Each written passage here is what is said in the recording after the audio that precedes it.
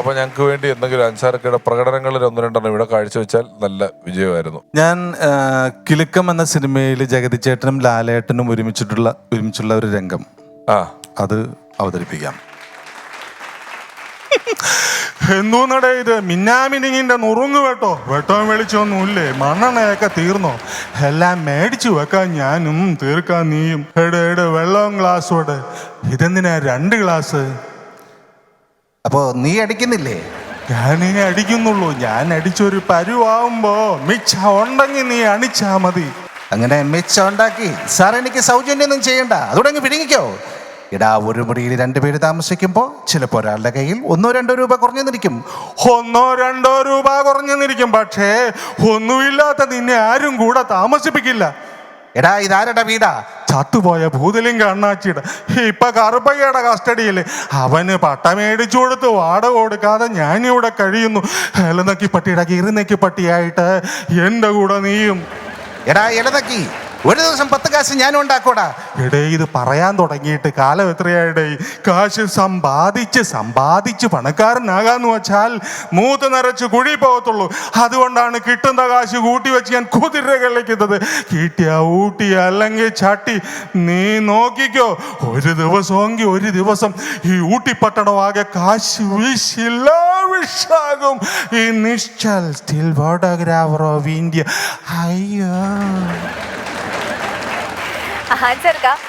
കിലുക്കത്തിലെ ലാലേട്ടന്റെ ശബ്ദം സൂപ്പർ ആയിരുന്നില്ലേ? സൂപ്പർ.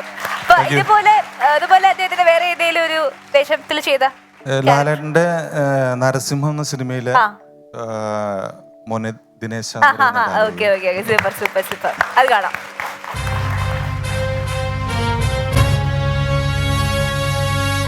അതിമോഹമാണ് അതിമോഹം. എൻ്റെ അച്ഛൻ്റെ ചിതകത്തുന്ന കാലം വരെ നിനക്കായുസുണ്ടാകുമെന്ന മോഹം. അത് തെറ്റായിരുന്നു എന്ന് ബോധ്യപ്പെടുമ്പോൾ നീ വാ, അച്ഛൻ്റെ കാൽ വിരലിലെ 2-3 നഖം വെട്ടിത്തരാൻ ഞാൻ. കൊണ്ടുപോയി ചന്ദന മുട്ടിയിൽ വെച്ച് കത്തിച്ച് ആശ തീർക്കാം നിനക്ക്, ആശ തീർക്കാം. 6 വർഷത്തെ ഇടവേള കഴിഞ്ഞ് ഇന്ദുചൂടൻ വന്നിരിക്കുന്നു. പുതിയ കളികൾ കാണാനും ചിലത് കാണിച്ചു പഠിപ്പിക്കാനും. നീ പോടാ ദിനേശ. Thank you. പഞ്ചാരക്ക ഞങ്ങളുടെ ഷോയുടെ ഭാഗമായതിൽ ഒരുപാട് സന്തോഷം. ഞങ്ങളുടെ വക ഒരു ചെറിയ സ്നേഹാദരം നിങ്ങൾ നൽകാൻ ആഗ്രഹിക്കുന്നു. അത് ഹാൻഡ് ഓവർ ചെയ്യാനായിട്ട് ജയരാജേട്ടൻ, രമേശേട്ടൻ രണ്ടുപേരും.